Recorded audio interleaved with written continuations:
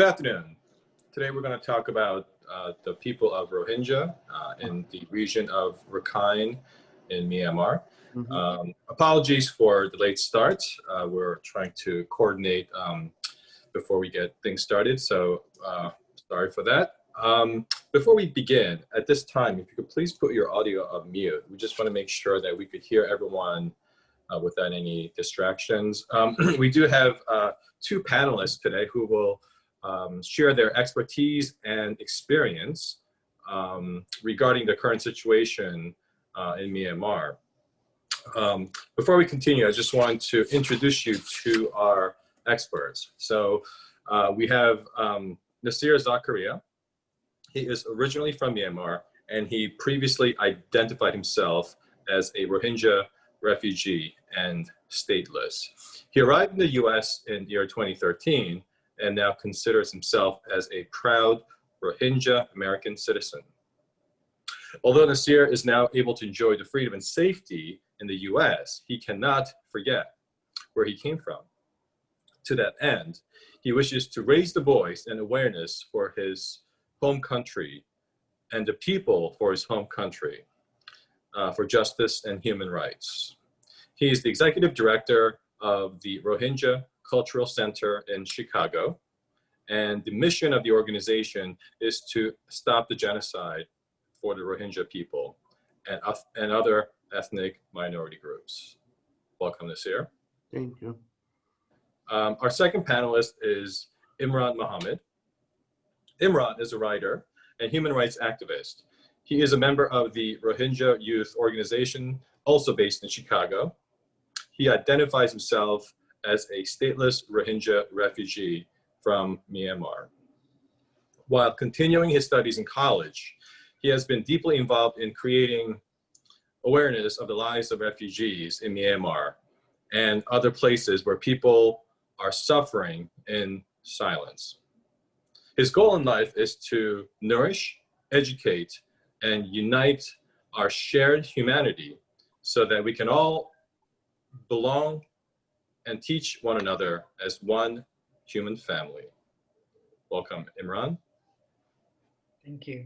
Okay, so what we'll do is when we talk about these issues, we just don't look at it on a very narrow angle. We try to have a more kind of a holistic approach to the history, the background, how we got here, and obviously the current crisis is really the heart of today's discussion.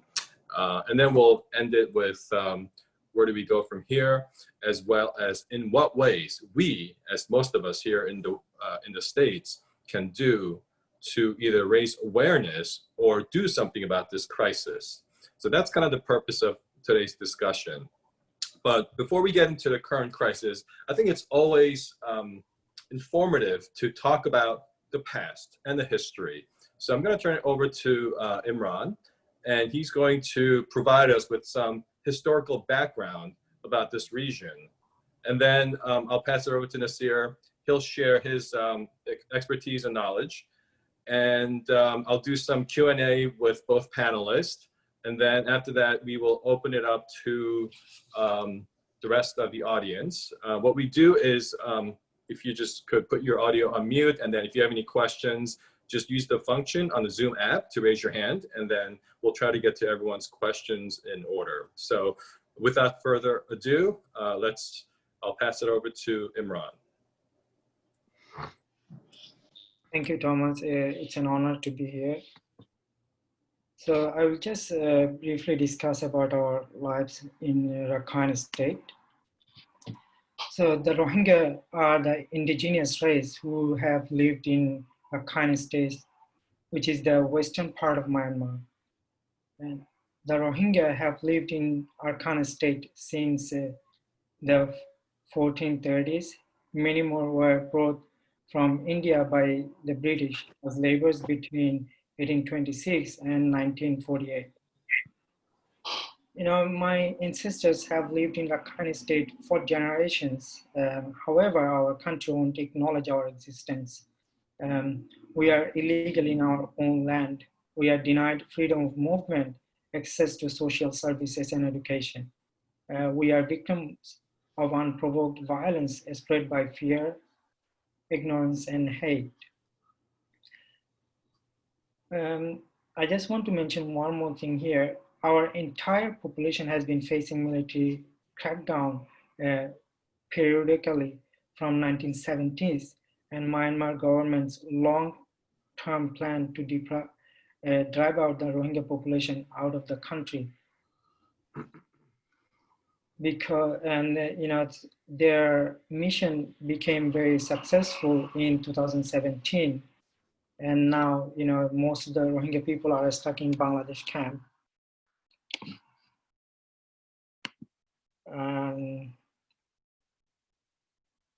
That's all I want to add. Okay, thanks, Imran. And I'm sure we'll have a lot more to further explore in terms of your experience and your knowledge. Nasir, do you want to add anything to that, just by way of introductory background? Yeah, I mean, I would like to add one thing.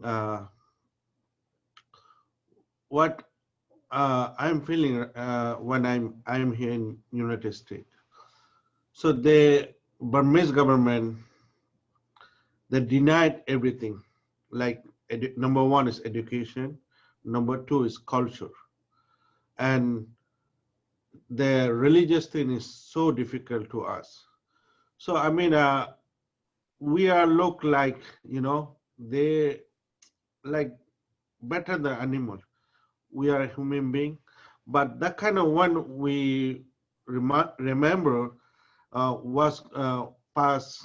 I mean, when I'm in Rakhine State, when I like every time is I'm dream.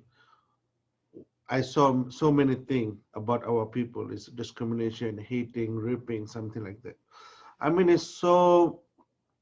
It's I mean, I can say this Burmese government is number one is bad government.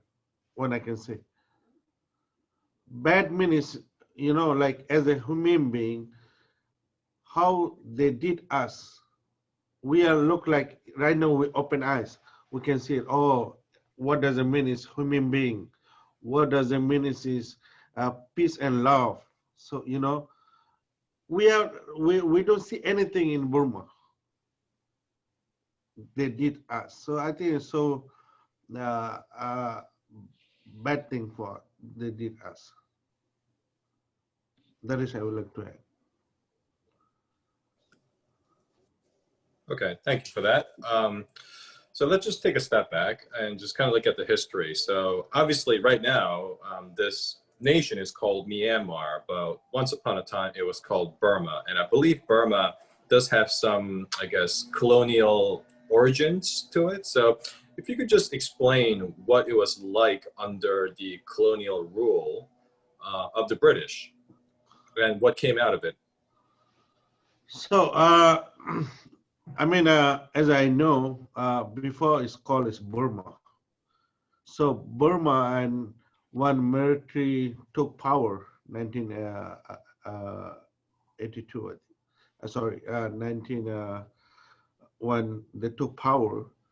So they changed everything. The flag, a state name, and the role of everything they change.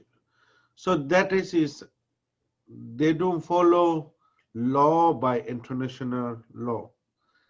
They have own system. They make own law. They make own system. So that is affected by every minority group. Like we are Rohingya, Kachin, Shing, so that is the make rule is so bad system. Anytime they can change, anytime they can make law. So and since military took power, we are minority always. They give us problem, torture. Yeah, that is, I mean, I would like to say.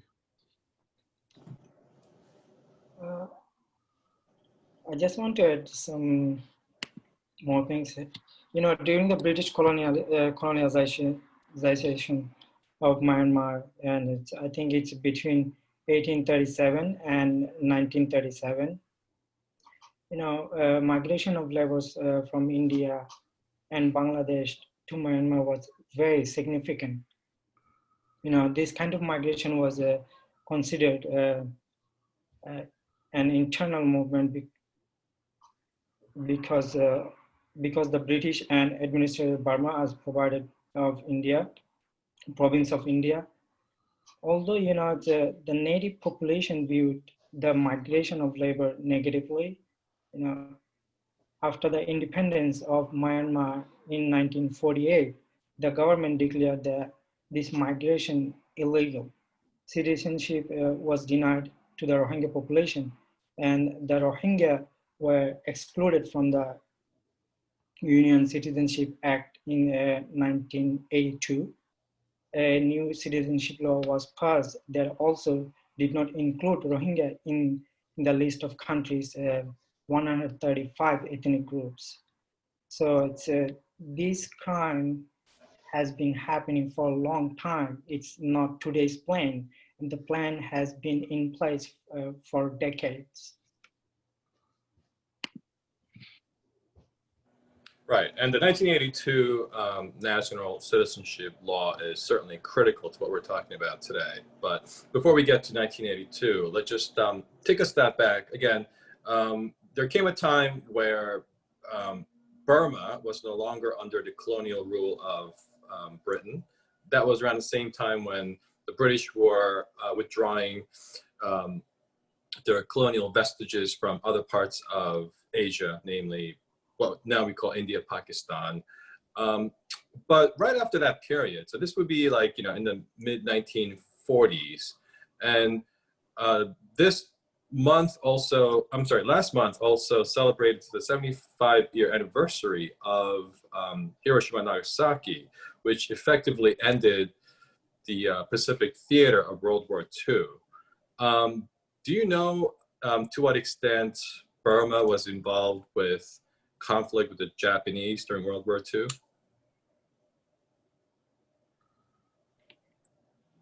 That is. So if I could just shed a little bit of light based on my research, it's my understanding that, you know, basically Japan wanted to, you know, exercise its sphere of influence in, you know, the entirety of Asia. That included Indochina and Burma. And it's my understanding that I guess the majority of those in Burma wanted to side with Japan because they thought Japan was going to win the war. So, you know, sometimes you have to just make that very, you know, Faustian bargain, which is kind of siding with the lesser of the two evils, for lack of a better word. It's my understanding that the Rohingya people were still somewhat sympathetic to the British. Again, not that they were in favor of colonialism. No, that's not true. But they thought that their road to any kind of freedom or independence is better by not favoring the Japanese side. That's my understanding. And from what I'm reading from the tea leaves of history is that because there was this fissure, pro-British and pro-Japan, I think that further caused some backlash once Burma became independent. Now, as we fast forward maybe a decade or two, so now we're going into 1960s, I believe there was some type of a military coup. And some could even argue that the government that we have now in Myanmar are still kind of the remnants or the extension of that military coup from the 1960s. Is that correct?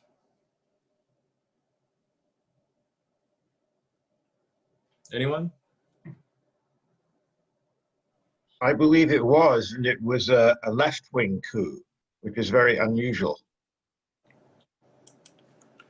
Right. So then this brings us to, you know, probably, you know, decades of this kind of left-wing coup. I believe they're called like, you know, military socialism of Burma or something to that effect. But yes, it had a very left-wing component, which, by the way, turned out to be disastrous. And there's a reason why Burma throughout most of, the latter half of the 20th century was under severe economic hardship. Not to mention the sanctions didn't help either, but it was mostly because of, what could only describe as, failed economic policies of the military regime. So now I'm going to go back to Imran because he did mention this 1982 National Citizenship Law. So can you talk a little bit about that, please? So in 1982, the Myanmar government declared that we are not part of Burma, so we lost our citizenship. But we lived in Rakhine State for hundreds of years, and it's just very political because the Myanmar government, it keeps saying that we came from Bangladesh, but history is not it's not the fact, because so we lived in Rakhine State and we are the indigenous race in Rakhine State. So it's Bangladesh is our just neighboring country, and you can't just say that we just came from Bangladesh, and because of this law, we lost our citizenship, and then we are being persecuted, and our freedom of movement is restricted, and now we are illegal in our own land. So now there are other ethnic groups in Myanmar, not just the Rohingya people, but other ethnic minorities. Can you talk about other groups? Yes, there are other ethnic groups in Burma who are persecuted by the Burmese government as well. But their situation a bit different compared to the Rohingya, because the Rohingya don't have any citizenship. So, but these other ethnic groups have citizenship from Burma. So that's why our situation is a bit different compared to the other ethnic, like Chain group. So they've been persecuted by the Burmese government for generation too. Right, and I think from what I've read, there's over 100 ethnic minority groups in Myanmar. There are 135 other ethnic groups in Burma. Okay, and I guess one question again. Please, go ahead. I'm sorry. Did you want to add anything else to that? I would like to add one more thing. Please. Yes. So, for example, my grandfather is passed away 6 years ago. His age is 105 years old. 105 years old, my grandfather. So, 1982 Citizenship Law, they make it own decision. I told you earlier, they make system. They follow by system. They don't follow by law. So, and every Rohingya, people, they did election before 1982. After 82, they make change. They give everyone is NVC card, white card. They change the tactic. So that is, they try to, they make plans long time ago. We don't know what's going on in Burma when our people, they systematically make plan that try to deny citizenship, because when they go to make list every home to home, they make used by pencil. So, for example, what is your name? What is your ethnic? So they don't use by pen. They use by pencil. Oh, you are Rohingya. So they make right Rohingya. So when they go back, they clear back. So they use pen. So that kind of make bad policy, I mean, make a cheating for with us. So I would like to say it's like they make system, bad system for mostly minority people, like other Kashing, Shing, too. They are also, they have own language. Many people, they don't know their Burmese language, but they are native of Kashing, Shing, but they say citizen of Burma. That is always happened to us. Okay, so as a Rohingya people who are the ethnic minority, they identify themselves as Muslims. Then who are the majority? Is there like some kind of a national religion, or people, you know, vast majority of the population believe in one particular religious denomination? Yes, it's a Buddhist country. So the majority of people are Buddhist in our own country. And there are Muslim people, and there are Christian, there are Hindus in our country. It's just a very political issue, because you know it's, our entire population is suffering for so many years, for so many decades by the Burmese government. So it's in our country, we don't have freedom. You know, we can't get an education. Our freedom of movement is restricted. So it's just a plan to paralyze an entire population, because you know it's when we can't get an education, so we don't know much about the world, and when our freedom of movement is restricted, so you know we can't even move from our village to another village. So it's, you know, we don't know what's happening, and you know we don't have the technology to, you know, to connect with the rest of the world. So it's very political, and that's what I said. Our entire population is paralyzed, and they don't know much about the world. So back home, at even when I was back home, I didn't go to school. I don't know much about my history. It's just verbal. My language is not written. So the history that I know was passed down to me by my grandparents, by my parents. So it's too difficult for us to, you know, to illustrate our history, because you know, so we are deprived of getting an education. So going back to this notion of no freedom of movement, I just put up a map of the Rakhine States. So if you could just take a look at that map that's up there, and I guess I just have some kind of a geography question. So on that map, which part would you say is like the place where you were born or raised from? The northern part, southern part, middle part? So you can see that Rakhine State and Setwe. I was from Rakhine State, and not from Setwe. I was in Mongdo. Oh. And what about you, Nasir?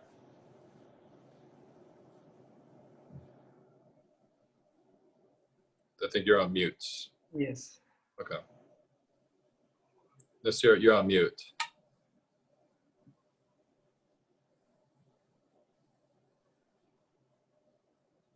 Okay, while he's unmuting, my other question is, most of the population lives in which portion? So most of the population are living in, you know, they're all over Rakhine State, but most of the population is in Mongdo and Setwe. So it's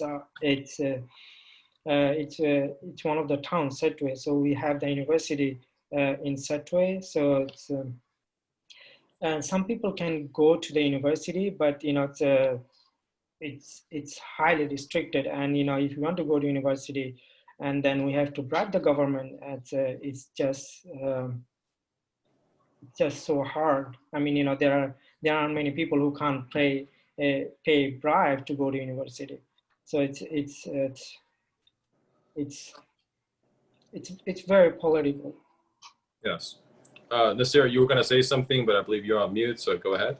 Yeah, I mean, I born in Rakhine State is Butidam, so it's like I will say like we have 50-50 is Muslim and Buddhist.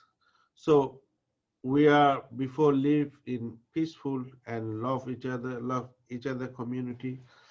So and was now is when I'm feeling my village is so dangerous for my people. And like for example, I have parents there, so today they will live, tomorrow is no guarantee. So that is the kind of situation is Burma right now. So I love my Rakhine State, Arkhana State, and but I'm always worried about my country, my people. So as there is no movement of people for the Rohingya people, are people who live in other parts of Myanmar permitted to enter the Rakhine States? It depends on your ethnicity, and it depends on your religion, and it depends on your intention. Like if you are coming from a foreign country, you are not allowed to enter in the Rakhine State. You are allowed to go to in other parts of Burma, like you can go to our capital city, but not in our not in the Rakhine State, because they are trying to hide the crimes they are committing in the Rakhine State.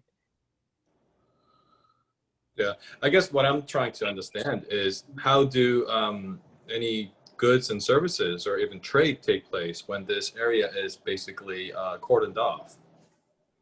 So it's a political issue. So there are many Rohingya who are still stuck or maybe internally displaced in the Rakhine State. So there is a camp in such a way.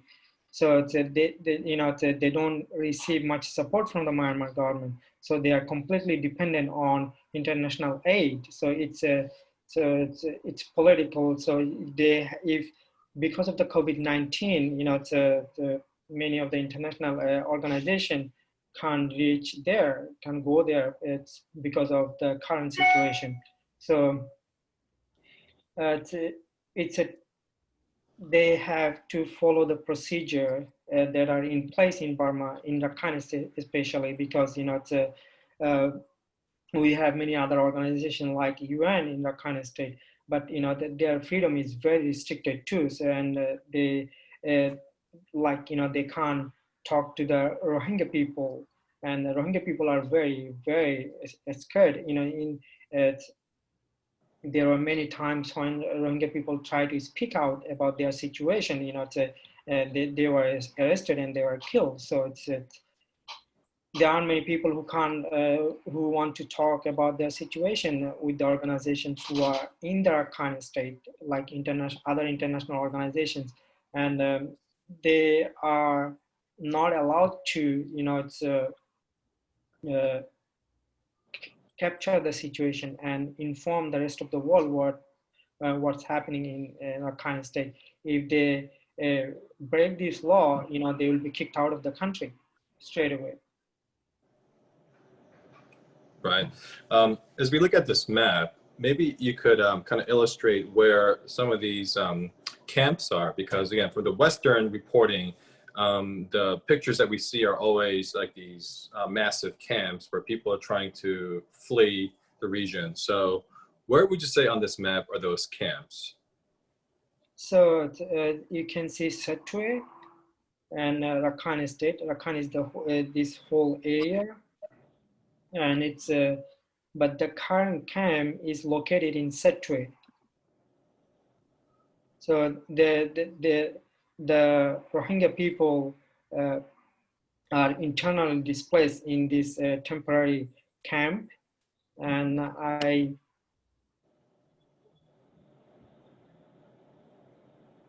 believe that there are nearly 1,300 internally displaced Rohingya trapped in the detention center in Southern Rakhine State. and they, they have no future, and they have very little access to the land and livelihood. They depend on foreign aid supplies, and there are many people who just die of treatable diseases because of limited access to healthcare. And the shelter was built, I think, in 2012. Okay. The Western media is reporting of these places. They call them refugee camps. Now, I just noticed that you refer to them as detention camps. We're talking about the same things, right? Just different names? I mean, it's a refugee camp. Okay, how do you say that they are refugee when they are in their own country? If you, so I'm just trying to define the word refugee because they are in their own country, but they're internally displaced. The Rohingya who are living in Bangladesh camp, they left Myanmar because of the persecution to save their lives. Now, they are living in a refugee camp, so they are refugee. But those who are still in Burma, they are still in their own country. How can I say that they are refugees? So if I say that they are refugees, then I'm saying that they came from another country and they entered in Burma, but that's not the case. They are still in their own country. They are just internally displaced. It's the same camp, it's the same refugee camp, and it was built by Burmese government. And so they lost their homes, because all their lands were burned by the Burmese military government, and they're just internally displaced. So I think I can't say that they are refugee because they are Rohingya and they are citizens of Burma. Right. It's almost like an oxymoron. You can't be a refugee in your own homeland. It just doesn't make sense, right? Just like you cannot be a guest in your own home because home is your castle. That makes sense. What's the approximate population of the displaced people in this region? I think I've said it's nearly 1,300. So about 1.3 million, right? Is that about the right estimate? Okay. And now you had mentioned about COVID-19. So why don't we go to that? So in light of the pandemic, I'm assuming that there's probably little to no outside assistance coming in, right? For sure. So we can talk about their situation, and we can talk about the Rohingya refugees who are stuck in Bangladesh camp because of the current situation. Okay. Is there much reporting about how the pandemic might have ravaged these areas, especially the detention camps? In Burma or in Bangladesh? I guess we'll start with Burma first. Yeah, that's very complicated because the Rohingya who are still stuck, who are still in Rakhine State, they're still in their own country, and their freedom of movement is completely restricted by the Burmese government, and the international community is struggling to get there and to supply the aid and their help to the Rohingya people because of the COVID-19. And the Burmese authorities are using COVID-19 response measure as a pretext to harass and extort the Rohingya, and are doubling down on a system in which they are already effectively, incarcerating the population. Yeah. Nasir, do you want to add anything to that?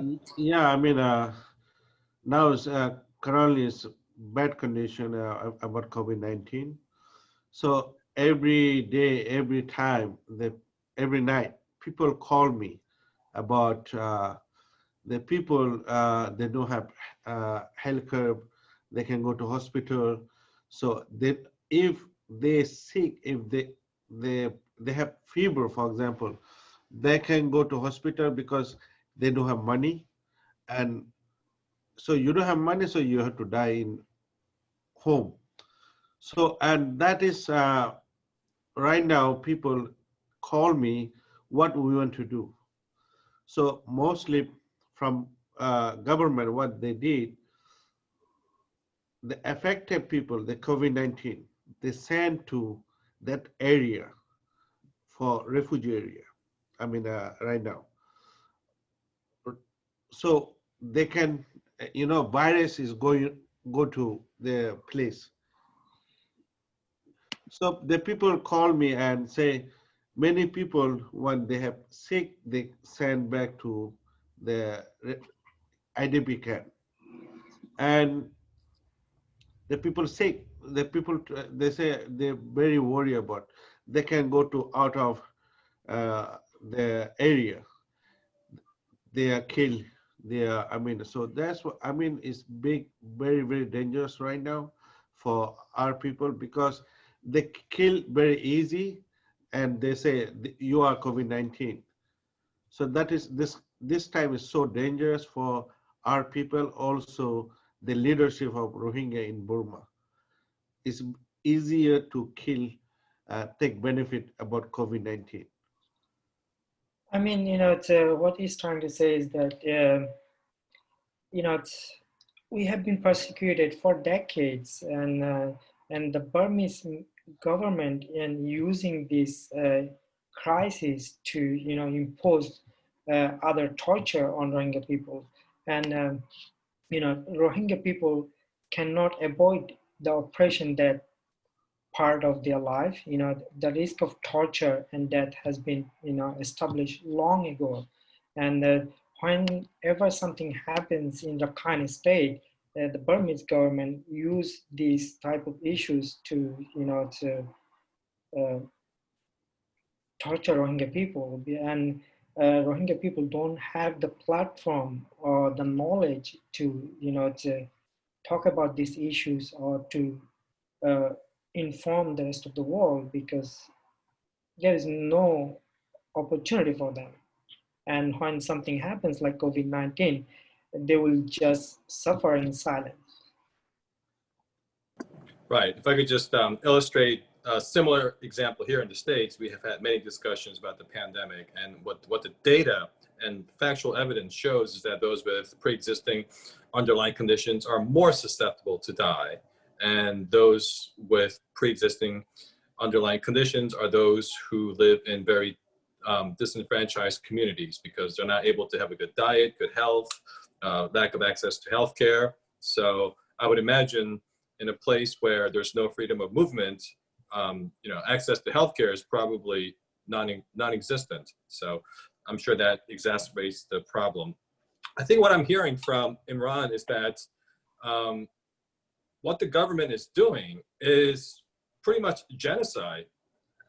Sometimes I'm kind of hesitant to use that word because, that word conjures up so much historical atrocities, but there's really no other, way to describe it. And before we get into your responses, let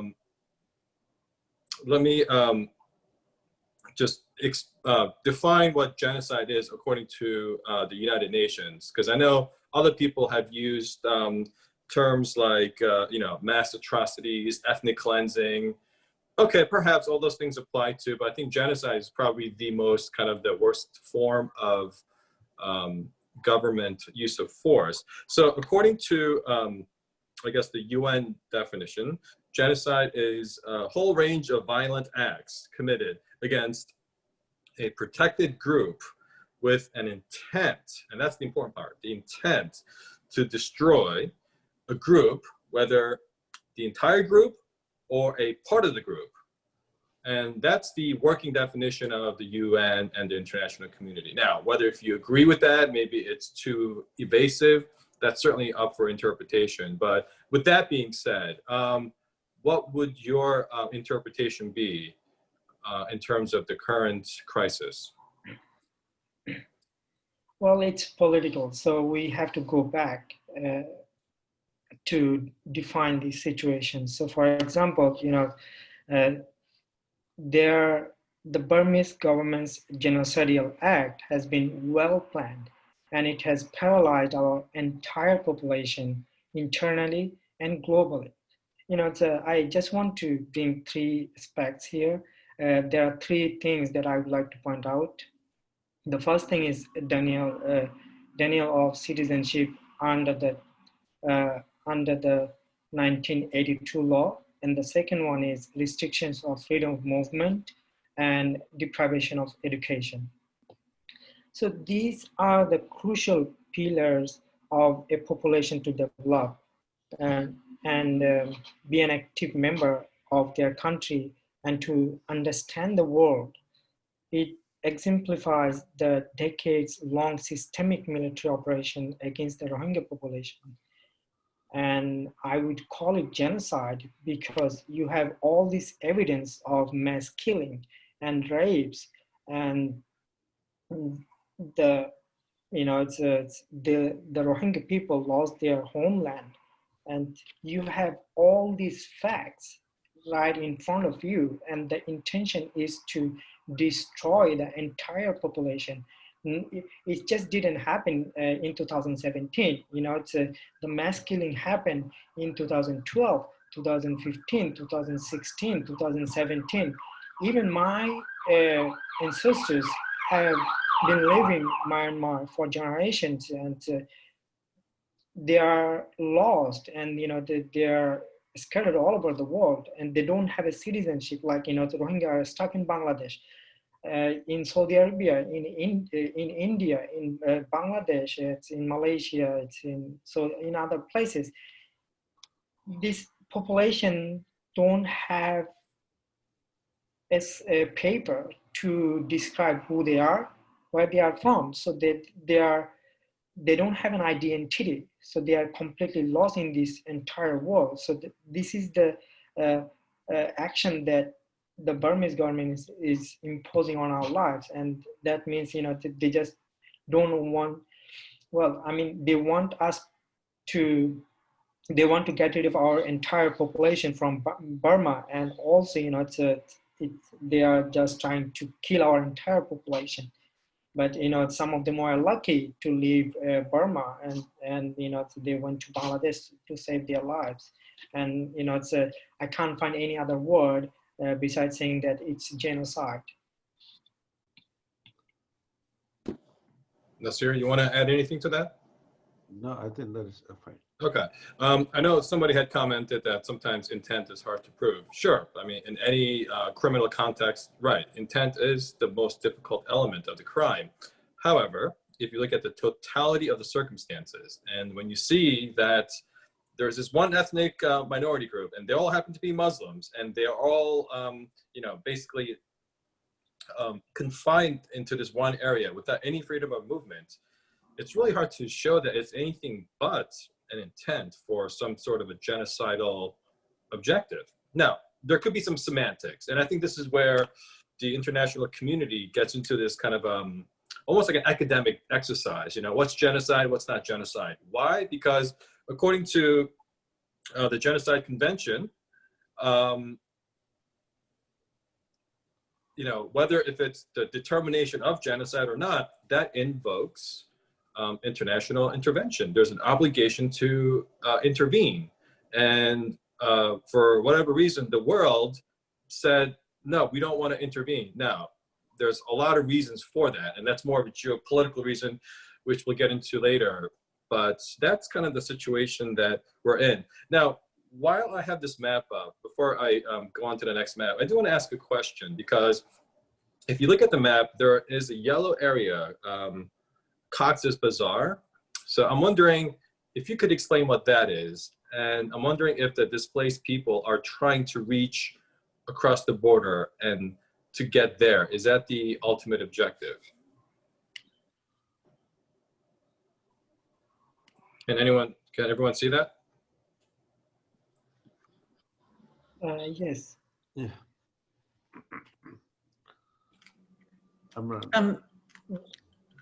Thomas, it's hard to see where the border of Bangladesh and Myanmar are.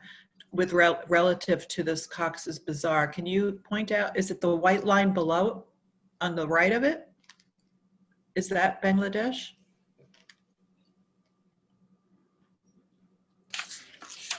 I believe so. Let me get another map. Hold on, please. Okay.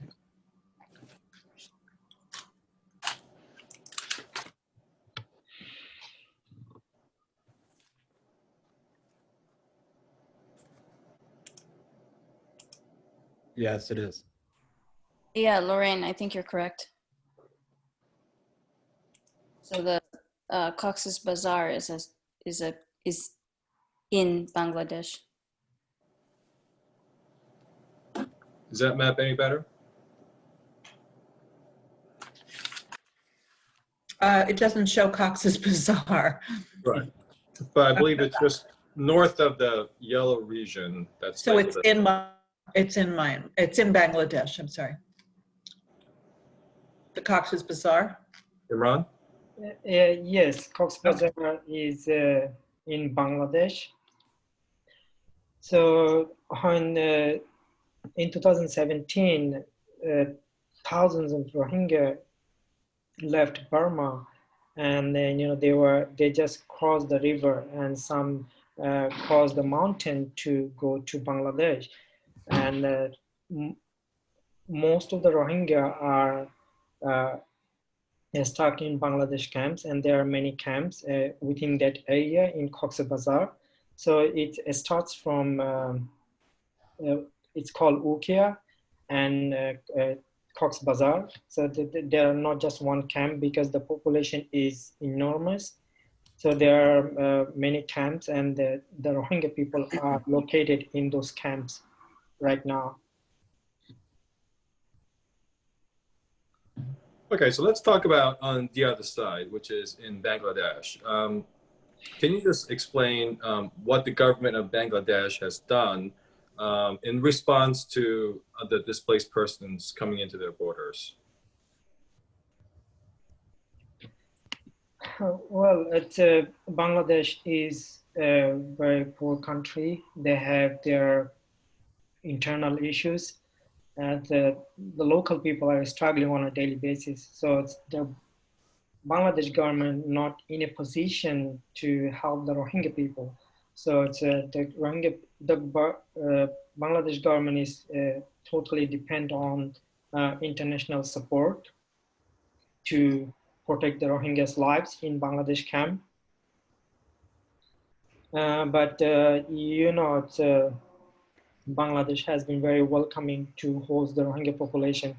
I know it's a huge population, and it's creating many other problems for their own people. But if Bangladesh government didn't host these people, they would have lost their lives. So it's, I just want to thank the government of Bangladesh for hosting the Rohingya people in Bangladesh. And nothing has been done. For example, Bangladesh government was trying to work with the Myanmar government to repatriate the Rohingya people back to Burma.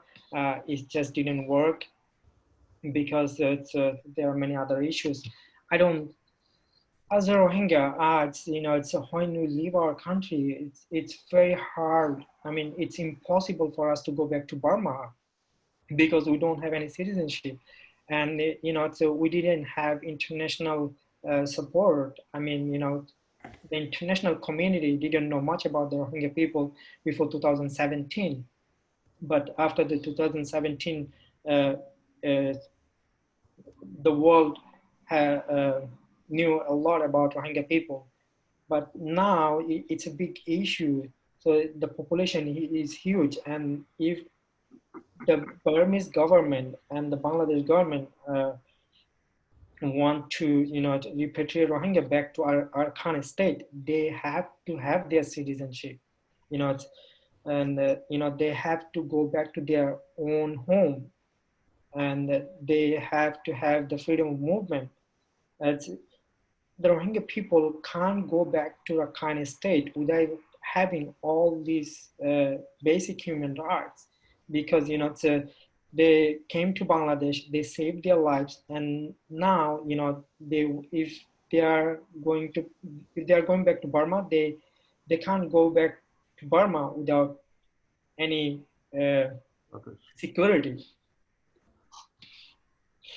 And I don't think something is going to change for the Rohingya population very soon. So we have to think about alternatives, how we can save this population, how we can to give them another opportunity to save their lives, because in the camp it's just beyond our comprehension to understand their situation, what they are going through at the moment.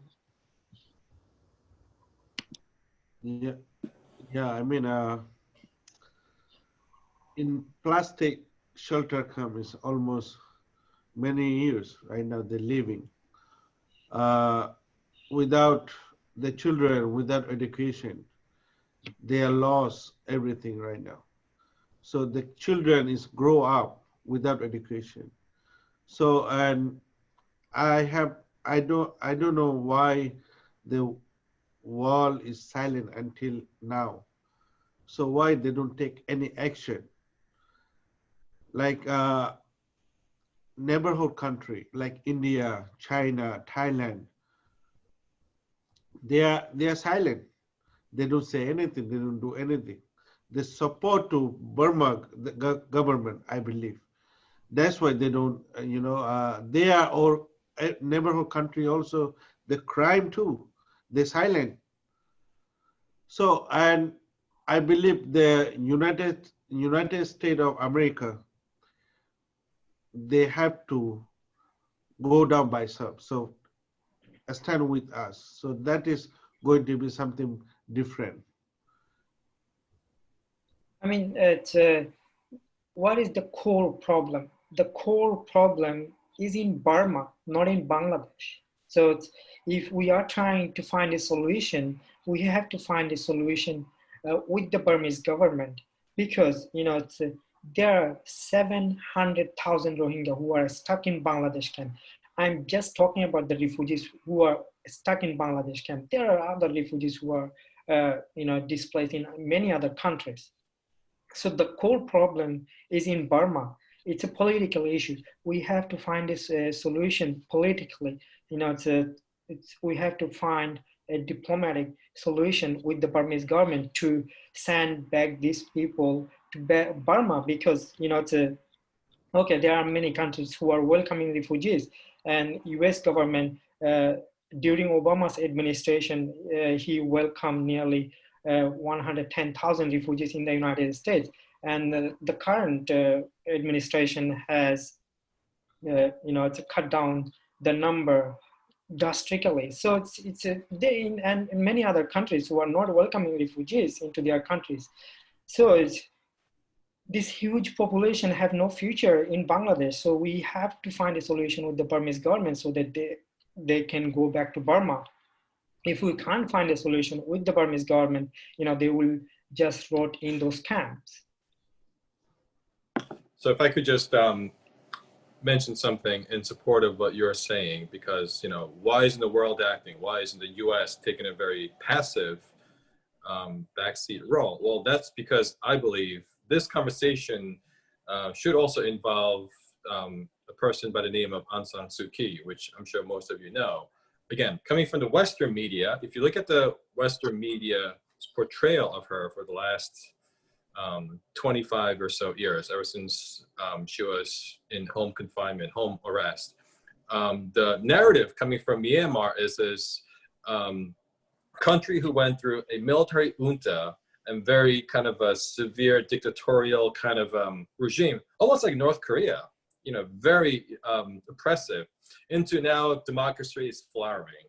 And this, democratic, lowercase d, democratic reform is spearheaded by none other than this person, Aung San Suu Kyi, who was also a recipient of the Nobel Peace Prize. And I think in the West, we love those stories because why? We think everything is like a Hollywood kind of, bad beginning, but a happy ending. obviously there's a lot more to that kind of very simplistic, shallow narrative, but I think that's the narrative that we've gone with. And I would even go up to the previous administration, that being the Obama administration. They were completely okay, almost giving like a tacit approval of what's happening. If you look at the last administration's efforts, he took, I think, 2 trips to Myanmar. He stood side by side with Aung San Suu Kyi. This is in 2012. By the way, if you look at the timeline of the Obama administration, he got reelected in first week of November 2012. His very first overseas trip was to Myanmar. And this was kind of his so-called pivot to Asia. And pivot to Asia meant, well, there's going to be some, diplomatic,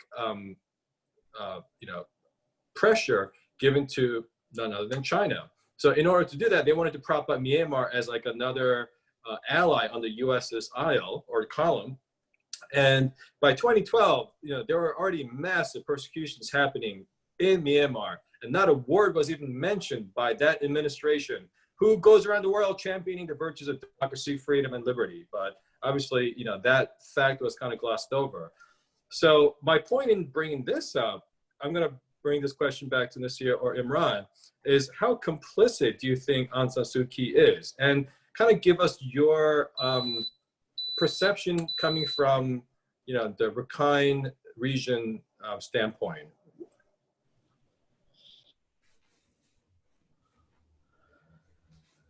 Well, I'm not a politician, but it's very heartbreaking for me to see what Aung San Suu Kyi is doing at the moment, because we looked up to her before she became elected in Burma, and she was passionate about Rohingya people and other ethnicities, ethnic groups in Burma. But when she was elected, she just changed. It's just bizarre that she is not even talking about the Rohingya crisis, and she is talking about Rohingya people against them. I mean, before she had international support, she could have used this platform to, to bring justice for Rohingya people and other ethnic groups. But, she took a different role. She supported the Burmese military government instead of taking an advantage of the international support. So it's really bizarre, and we didn't see this picture of her before she was elected. And when we were talking about intervention, I don't think, we are trying to find a diplomatic solution, and so we don't want to go to a war, because the neighboring countries is China and Thailand and Bangladesh and India. So we want to find a peaceful solution, and I don't think there is any country who is trying to intervene. But the surprising fact is that no one is talking about this crisis effectively. Which the international community needs to step up and to find a solution for these people. I think we are just not doing enough for this ethnic group to find a solution for their lives. Can we ask a quick question? Hold on, Nasir, do you want to add anything to what Imran just said? No. Okay. James, is your question regarding Aung San Suu Kyi or something else? Well, it's more general. Just hang out one second on the question, because I do want to stick to this Aung San Suu Kyi, and then we'll get to your question. Yeah. I know you had your hand up for a while. Thanks for your patience. So here's kind of, again, we're looking at this, I'm looking at this from the Western perspective, is that having this person, I think she's like a member of the parliament or something, they released her from being under home arrest for like 2 decades. She comes out, she's now saying that, well, Myanmar is going through massive democratic reform, and now we have representative form of government, unbeknownst to the rest of the world, that there's certain groups that are not represented. And then you have to keep in mind that for the much of 80s through early 2000s, even like mid 2000s, Myanmar was under severe economic sanctions because of their dictatorial regime. So now Aung San Suu Kyi comes in, she befriends a lot of, I guess, her social circles from her days in Oxford, and then also befriending the Obama administration. They lift the economic sanctions, and that really benefits, I guess, the national economy. But the national economy only trickles down to these generals, the military generals, and it doesn't trickle all the way down to the rest of the country. So in some ways, you could certainly make an argument that she is an indirect enabler, in a sense that, number one, her presence in the parliament gives this regime some sort of legitimacy, because why? She's a Nobel Peace Prize recipient. Now, I think they should rescind that prize, but that's a whole nother debate. But it gives the regime some, at least, appearance of legitimacy. And number two, not only that, she just outright denies I don't think she even uses the word Rohingya. She's like, we don't use that word in our country. And to me, that seems just very bizarre. And if you look at a lot of the folks that she has aligned herself with politically, I mean, there's really no other way to describe her than she's a Buddhist nationalist. I mean, sure, some of you might take offense to that term, but there's really no other way of describing. And here's what I mean. I forget the person's name, but there's a guy, he's like a Buddhist monk. They call him the Bin Laden of the Buddhist monks. I forget his name, but he's pretty radical. And it seems like she's been cozying with him in terms of being political allies. So to say that she has no complicity, I just think that's very intellectually dishonest. And she knows what's going on. I mean, she's highly educated, very well spoken. And I think the Western medias, or just even those in the West, tendency to glamorize these people as kind of like a feel-good narrative. I think we're ignoring the true facts of what's going on. So that's all I'm going to say about her. If anyone else wants to chime in, feel free to do so. And James, I do apologize for not letting you ask that question, but I'll turn it over to you. So let's go to James, then Lorraine. Go ahead. My question is really, when it comes to the majority Buddhist population, do you feel that they are discriminating against you? Because I know I've been to Burma several times, and there is the Burmese, racially Burmese, are afraid of the military also, but not to the same extent, obviously, that the Rohingya are affected. But there is a gap between the military and everyone else. So do you feel that if a Buddhist monk came into your population, would you feel threatened by that person arriving, or would you feel welcome to them, that they are welcoming to you? So the Buddhists and Muslim, before they live in peaceful. So what Burmese government, they campaign hate speech first. They try to speak.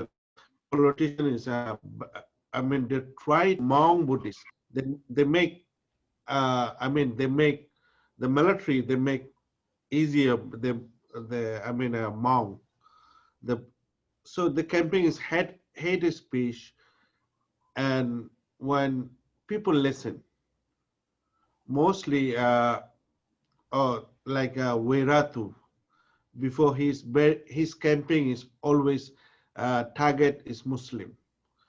Do not selling food by Muslim, do not friend with Muslim. So that kind of campaign, the government first they did hate speech. So when thousands Hmong people come out demonstration, sent by mail letter to every Buddhist families, don't try to friendship, don't sell, doing business with Muslim people. So first, that is a rule is they have Burmese government. They make bad system. So you're saying really that it's the Burmese government that has They divided. used by Hmong Burmese, million of Hmong Buddhist people. So they want to use that. They organize about hate speech. So when the people, they listen what Hmong say. So I believe that is come from mostly government, everything. So and my father, they go to Yangon from Rakhine State. So he says very nice people, is good. So why is happening right now? So that is I would like to say, like everything from politics is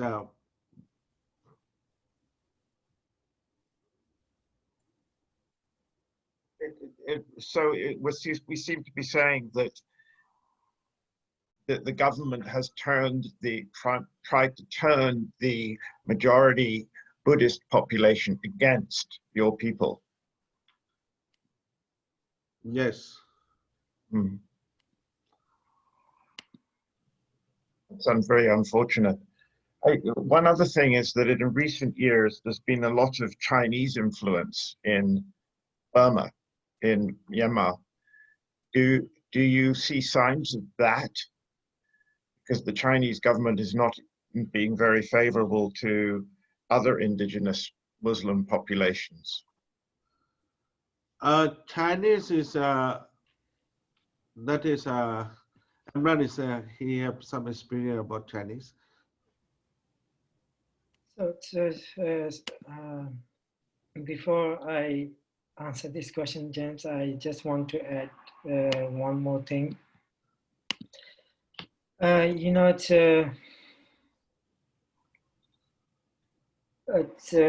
It's very unfortunate that that we are persecuted in our country, but we are very peaceful. We are not trying to overthrow the government, and we want to live in harmony with other ethnicity in our own country. We don't have any problem with the Buddhists or Hindus and Christians who are living around us.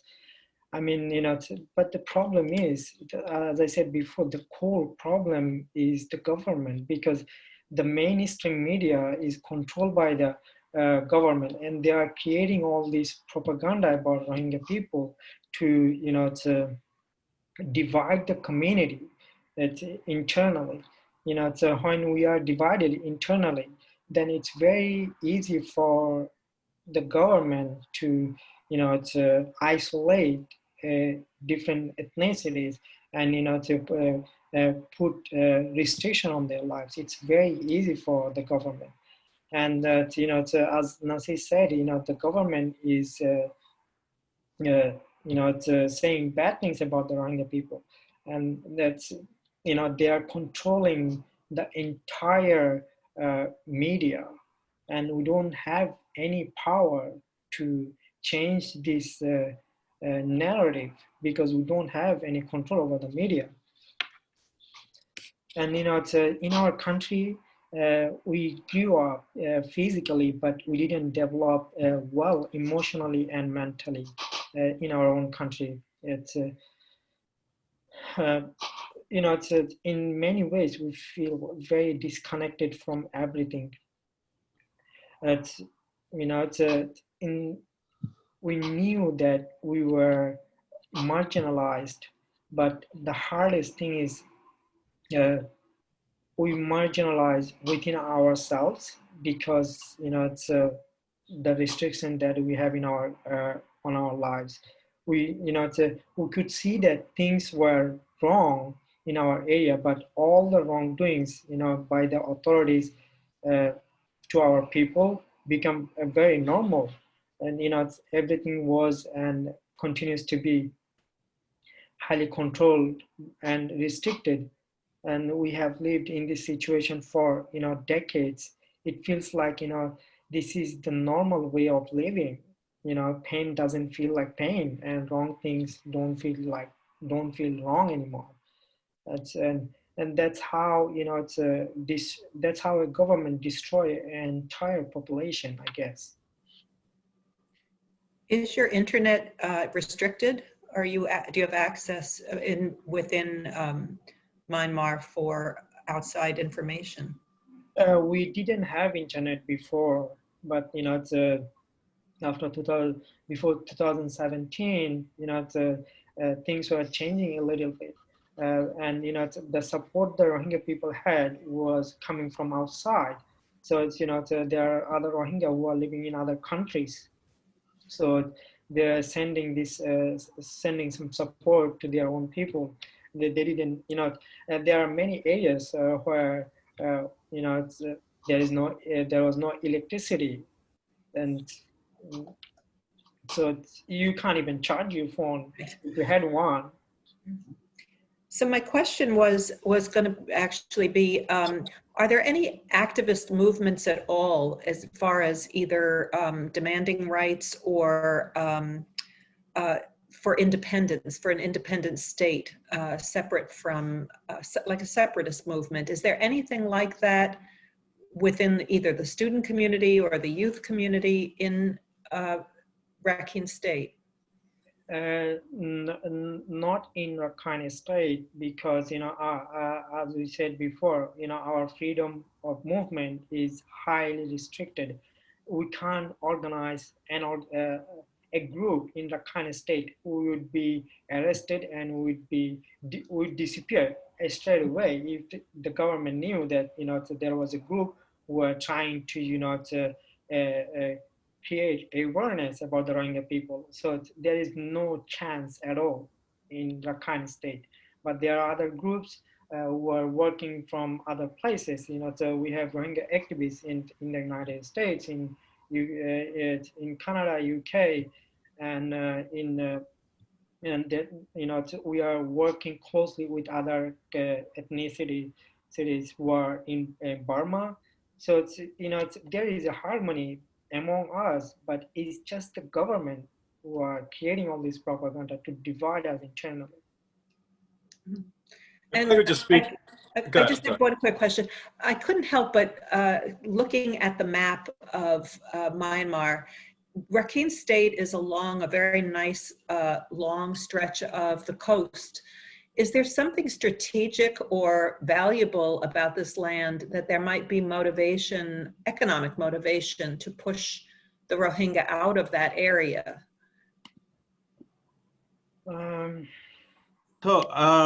That is, I believe, the Rakhine State is many resources. It's like gas, oil, and one of my grandfather told me from China, they go to agency in Rakhine State, they find there's something uranium from ocean. So the gas, oil is, China government is very interesting. So I believe that's why they want to keep out for our people, they will take land. So because of resources. Yeah, I was wondering about that, because that could be one of the reasons, because there are other minorities, but they're not persecuted to the extent that the Muslim Rohingya are. And so I don't know if I mean, I've looked at some of the minority groups there. None of them are large Muslim groups. They're other religions. But the land itself could be very valuable for some purpose. If I could speak about that. Yeah. So there's a reason why there's a paralysis in the United Nations. Whenever there's any kind of international measure to be undertaken in the face of what appears to be massive killing of people, one way to do that would be through a Security Council, the Permanent Security Council. And China, and probably Russia too, would certainly veto that if the other three permanent member states, that being the US, France, and the UK, were to present anything.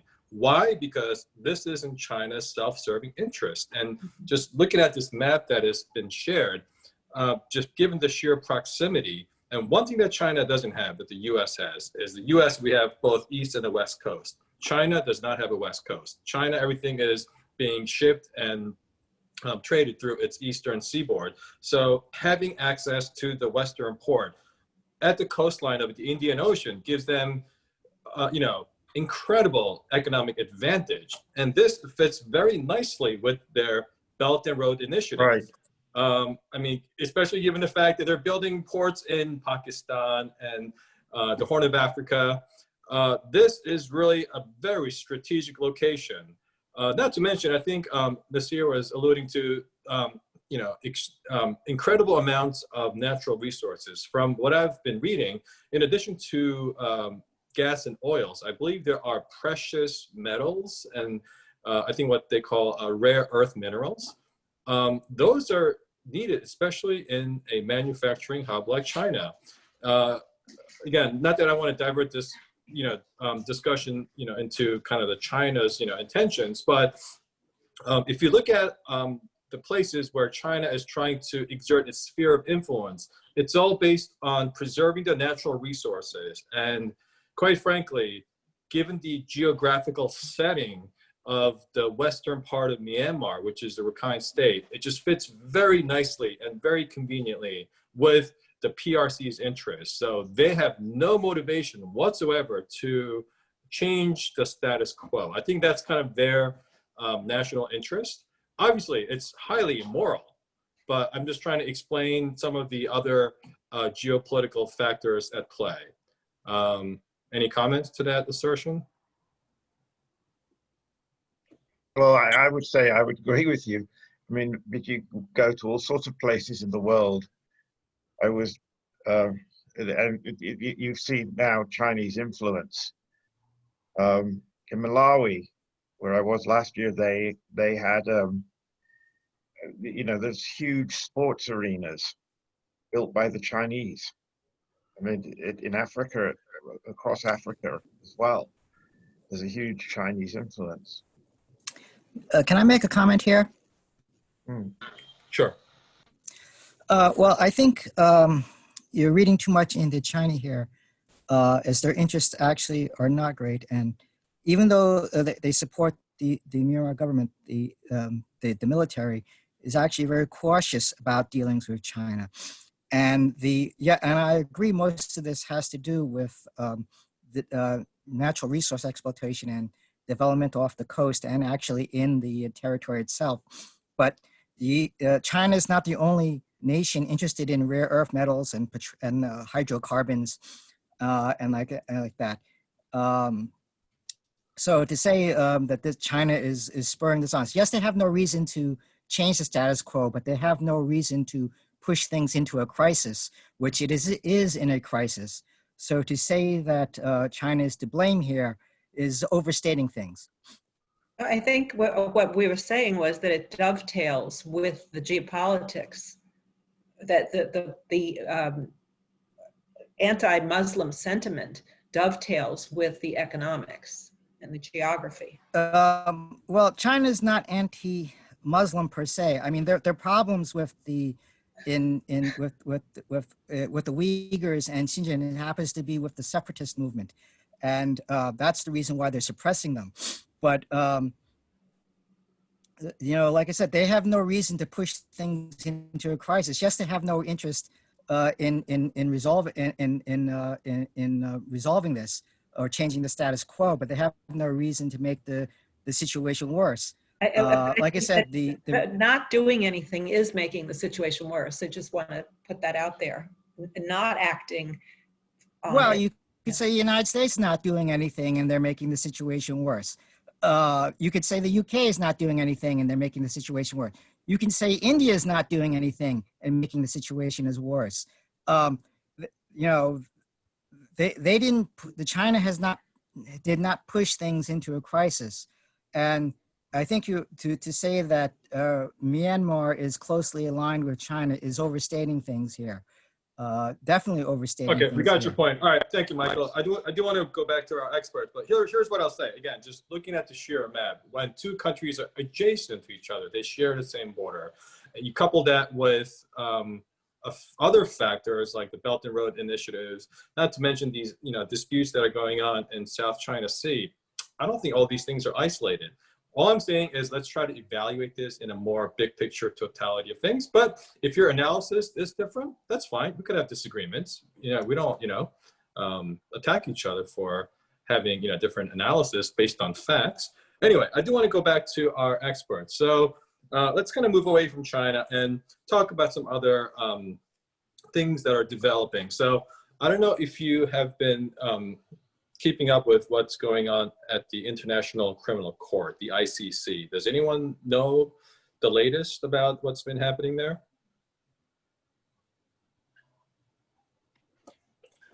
So I guess if I could just kind of start things off, and then feel free to jump in and fill in.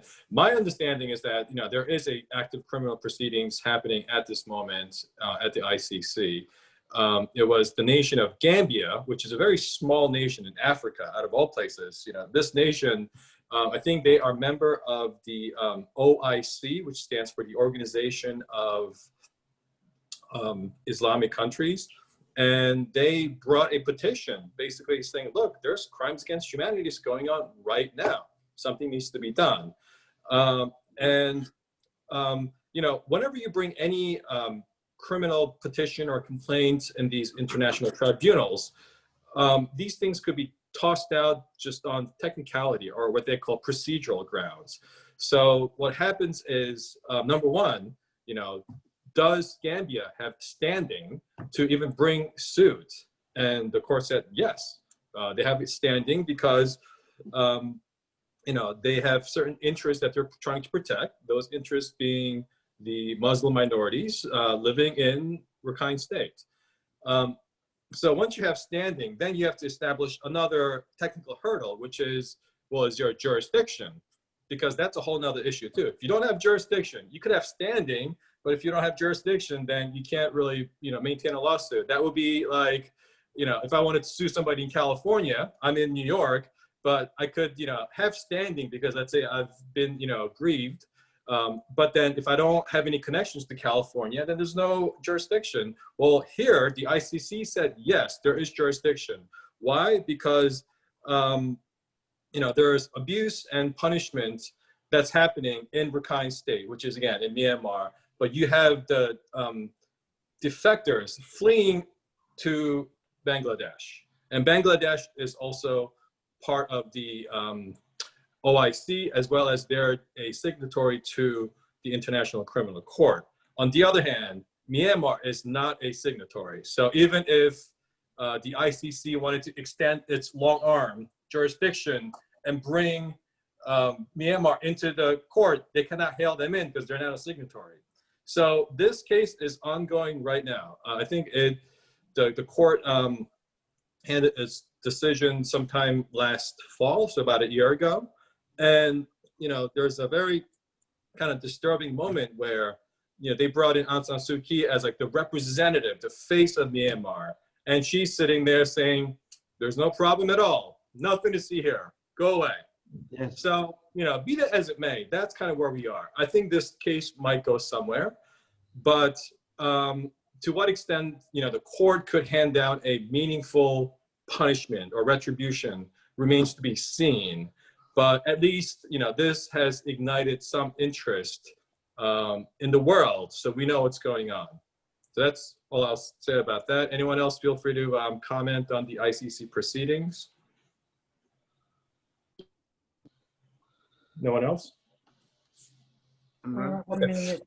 Sure, go ahead, I'm sorry. Oh, sorry, if I could just comment just real quick. We've had other discussions on other international tribunals. Like for instance, there were the Tokyo tribunals after World War II. We also had the Nuremberg tribunals after, what happened in World War II in Europe. I think this might follow a similar track in the sense that once a case has started, and once the court says, yes, you could have this, maintain this action in this tribunal, then they will do massive discovery. They're going to just start interviewing people, get all kinds of evidence, gather evidence against these, I guess they're soldiers, kind of patrolling these displaced people's camps.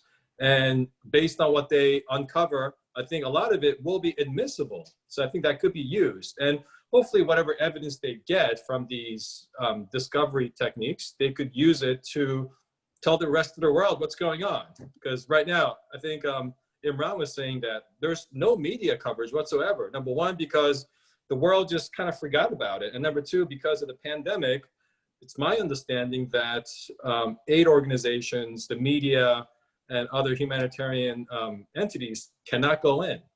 So, okay, Nirav has his hand up, so go ahead. Yeah, I just wanted to add about the International Tribunal that I think there was news in just the past week or two that they took testimony from some Burmese soldiers who testified that their commanders ordered them to kill all the Rohingyas and kill, rape, etc. So it was pretty direct evidence of a concerted effort in ethnic cleansing. So that made some headlines, and so I mean, assuming that the court, gets past the jurisdictional problems, that at least provides one additional, like, you can call it a smoking gun of a sort.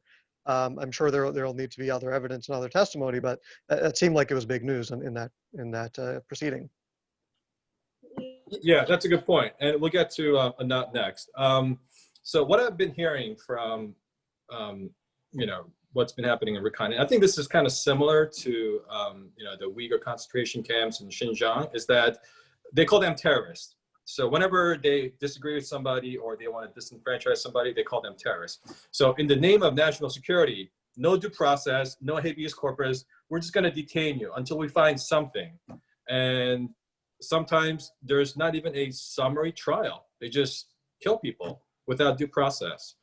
So I think this kind of evidence will come down to, well, did the government act in some kind of like a national security interest, or was it just, arbitrary killing of an innocent person? I think evidence will show the latter, but a lot of times that's how these cases are disputed. Okay, let's go to Anat.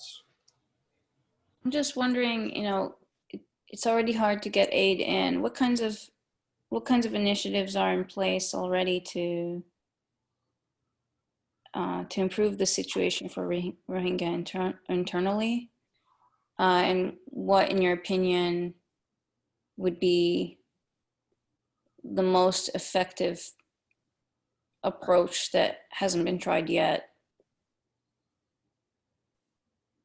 If there's something that you've thought of. I just want to say something here. Hi, Ahmed. I think I said before, the core problem is in Burma with the Burmese government. So if we are trying to find a solution for the Rohingya who are internally displaced, so we have to work with the Burmese government, because without the support from the Burmese government, we can't do anything. And also, it's we have, if they don't change their perspective about the Rohingya people, so there will be no solution. So I guess, to me, that sounds like having to work with a military. I'm not sure if, I'm just trying to think, okay, what would essentially make them hurt and understand that, where would the,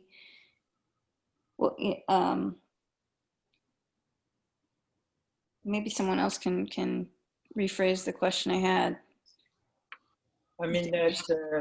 So it's, at the moment we have contact with our people, but it's when the time is tough, we lose our contact.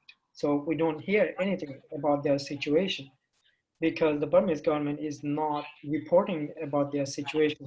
And if they were reporting about their situation, it will support the government, not the victims, right? Right. So it's, their situation is very vital, and it's not, we can lose our communication at any time. And then once that happens, then, no one knows what is going on. So the main point is, we don't have a choice except working with the Burmese military government to protect the Rohingya people who are internally displaced, because you can't go there without the government support. So I guess the question is really what could the international community do to really put pressure on the Burmese government? That's the main point. I mean, we are not doing enough, or maybe the Burmese military government is not supportive, or they are not trying to find a diplomatic solution, because they don't have the intention to protect the Rohingya people. They are just trying to drive them out of the country. So we were talking about the economic intention in Rakhine State, but it's immoral. We are talking about morality here, because okay, if they have economic intention, if they want to to do things in Rakhine State, they can still do it. It's their country, but there is no need to to persecute population just for their economic purpose. Yeah, I agree. I'm trying to, because the Burmese government isn't interested in doing the right thing. The question is, what can we do from the outside to pressure the Burmese government to change its course? That's what that's what I'm concerned about. What can we really do to pressure them? I could answer that question. So again, going back to, because we had a discussion about a month ago on the Uyghur crisis in Xinjiang region. And what the US government has done is to pass what's called a global Magnitsky Act. What that is, it's a federal law that says America does not do any business with countries that have a egregious human rights violation.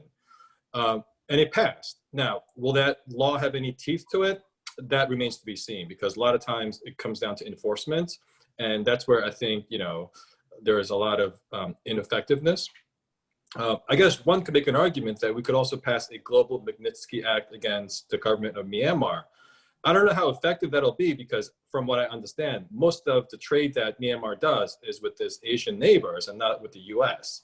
One thing I'll point out is what Obama tried to do. Again, I'm not trying to either promote the TPP or criticize TPP, which is the Trans-Pacific Partnership, but he wanted to build this coalition where you have this Pacific Rim states, including countries like Cambodia, Vietnam, right there. And they were going to be part of this massive, trade compact, which consists of like 40% of the world economy.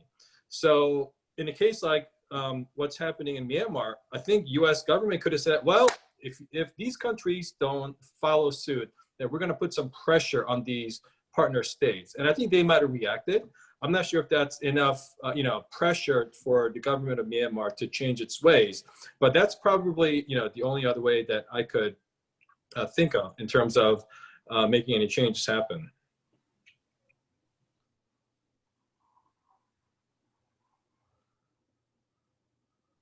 Okay. Oh, wait a minute. Can I comment here? Sorry, who's that? Yeah, this is Michael. Yeah. I would just like that the TPP mechanism would not have allowed the United States to unilaterally make a decision for the members of the TPP. So they could not actually impose anything on the TPP to force the TPP members to sanction Myanmar. I think it would have had a lot more, it would have brought publicity to the problem if we had something like the TPP. Okay. Through that vehicle. Right, because again, TPP is not just a purely economic coalition. It has a huge level of diplomatic. And, usually in any kind of negotiations, the countries with more influence, more economic power, more buying power, gets to exert that influence to smaller partners. Okay, we have about 10 minutes left. So I do want to kind of move away from the global affairs and just kind of focus on some of the other issues. One is, it always occurs to me that, you know, for those of you who believe that the climate is changing, this might have some impact because, you know, you have whole movement of people just being displaced or migrating because of the severe weather patterns that we call climate change. If one of you could comment on that, and then I want to also talk about some of your personal experiences. So let's start with the climate change aspect of it. Do you know if the Rakhine region has experienced any drastic or extreme weather conditions? And I say this because I remember about 15 years ago, there was a massive cyclone that hit Myanmar. And I think most of the country was paralyzed from it. No one? Okay. Then let's go to a more kind of personal story. Yeah, yeah. okay, I'm sorry. I remember reading some reports about studies that global warming has expanded the monsoon season. I don't know how much the Rakhine State is affected by the monsoon season, but that global warming has made the monsoon season longer and more intense.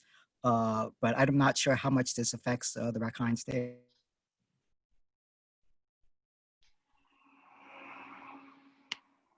Okay. Nasir or Imran, do you want to comment to that or? No, okay. Yeah. You're on mute, Nasir. Can you hear me? Yes. Yes. Yes, Imran, go ahead. It's a very warning issue. We have had so many problems because of the global warming in the Rakhine State. But I left when I was young. And I'm just trying to discuss a little bit about the Rohingya people who are stuck in Bangladesh camp. And because of, you know, the monsoon season is destroying their homes, and because, you know, it lasts long in Bangladesh, and we are not very far from Burma, so it's, you know, the situation is very similar. And the climate is changing, so their hot season is longer than before, and the monsoon season is longer than before. And, you know, when the monsoon season is there, you know, they're just underwater and they don't have a home, and because their shelters are flooded with water in the camps. Okay, thanks. Nasir, did you want to say something? I think you're on mute. Yeah, I mean,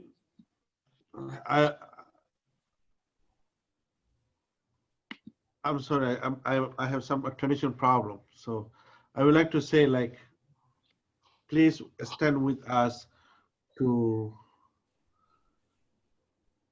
solve problem for us. I mean, your voice, you know, is not helping to solve problem. So I would like to invite everybody around the world, international community, take action to solve problem. This without international,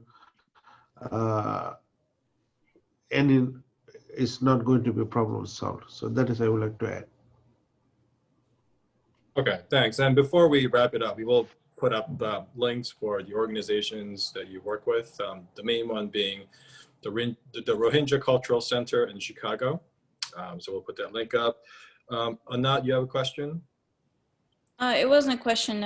You asked about climate change, and I remember I'd read somewhere that Bangladesh actually at some point wanted to move one of their refugee camps to an island that is in an island in Bangladesh, but it's still an island that, you know, if you have a cyclone, it's not going to be pretty. At least I don't know what ended up happening with that, if the plan was abandoned or or if they're still considering doing that. But it would be, I imagine that would be very, very hard on any refugees that do get into Bangladesh. Thank you, Anna, for bringing this topic. So first of all, I wish they could go back to Burma, but it's not feasible at all. It's not going to happen very soon. So the Bangladesh government was trying to relocate the Rohingya refugees to Bashana Char. It is a remote island in Bangladesh. So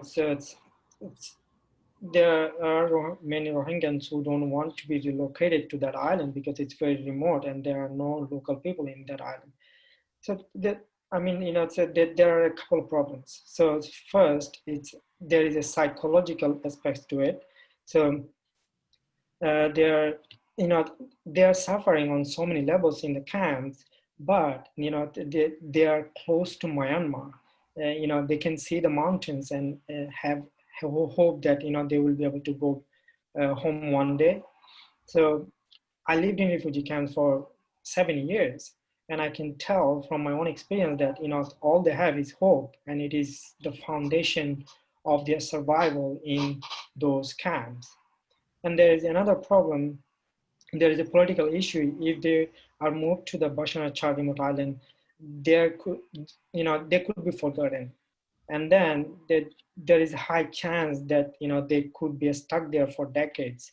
They will not have any direct communication with the local people. And Bangladesh government could impose many forms of restriction on their lives by isolating them on a remote island, because then no one will be affected by this population. Okay, thanks. James, you have a question, right? Just a quick comment at the end that if this were a fair world, which is not, Britain would also be rallying up an international coalition because they are the former colonial power and should have done a far better job of leaving the subcontinent than it did. Britain should step up a little bit. Do you think that the land that has been left behind, the people who have left, do you think their land or their houses have been reappropriated? Are they been taken by the government? Have there been other Burmese people resettled in this area at all? Do you have any idea what's going on there now? No. So when Rohingya people left, the international community was trying to get into that in Rakhine State, but they couldn't because the Burmese government didn't allow them to come to Rakhine State. Now they are destroying all the evidence. I mean, the houses were burned down. The people were killed. Now they are just changing the whole picture of our villages. Other Buddhist people have not come to live there yet, but if I went back to my village, I wouldn't be able to recognize because they just destroyed everything. Yeah, they bulldozer and they make different. So they want to. I mean, they don't. Anyone is allowed to go there. Foreign people. I mean, many organizations, international humanitarian organizations, they don't allow to go there because of the clear land, everything. They want to make sure, oh, this is not happening, something like that. This is not your land. So what they try to do, they make from Bangladesh, some of the Rakhine people, they bring there, they make home to them. So this is your home, this is your land. So they give them, their people. Many of them, mostly, they tell me, mostly they're coming from Bangladesh. The Rakhine people, they make house, they make home for them, so they give them land, our Rohingya land. So that is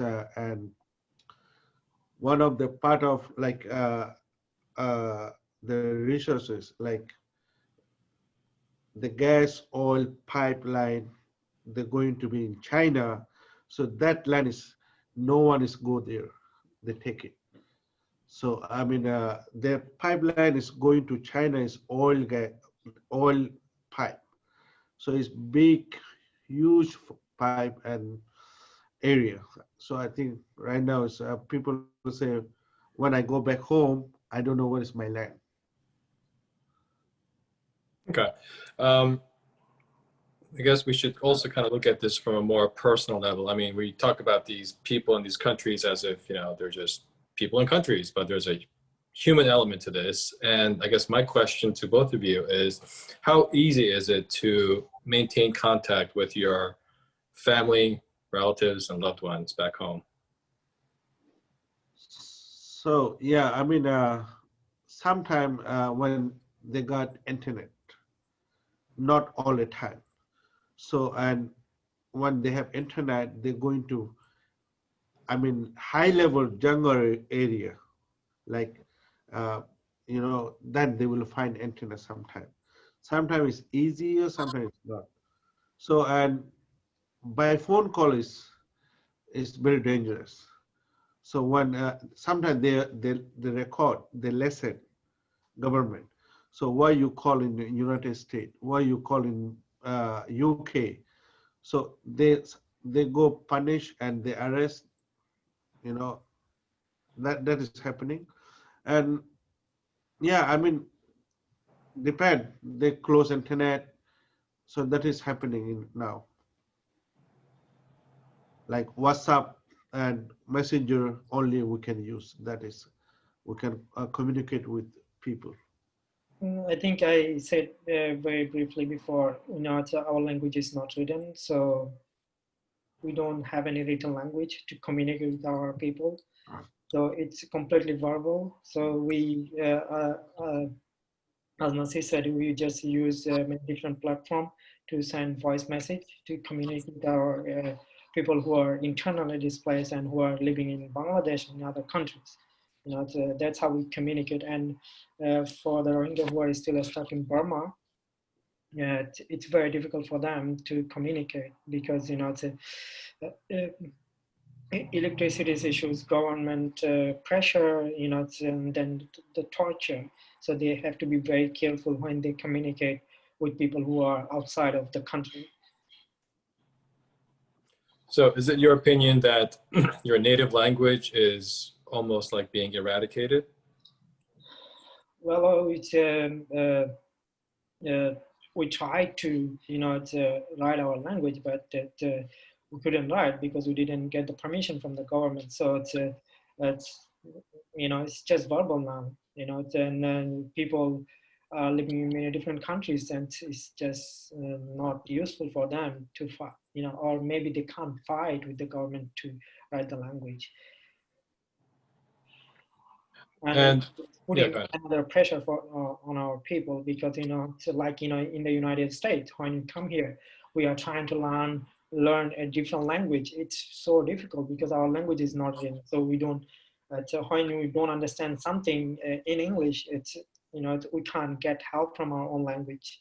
So we have to have someone who speaks the language and fluent in English and understand the language. Then without their support, those people can't, you know, improve their English. There are so many Rohingyans who have been living here more than 10 years. They haven't been able to apply for their citizenship because, you know, they just can't speak the language. They can't read the language. So, you know, even though they are here, they will not be able to gain citizenship from this country. Because right now we're in the, I'm sorry, just one question.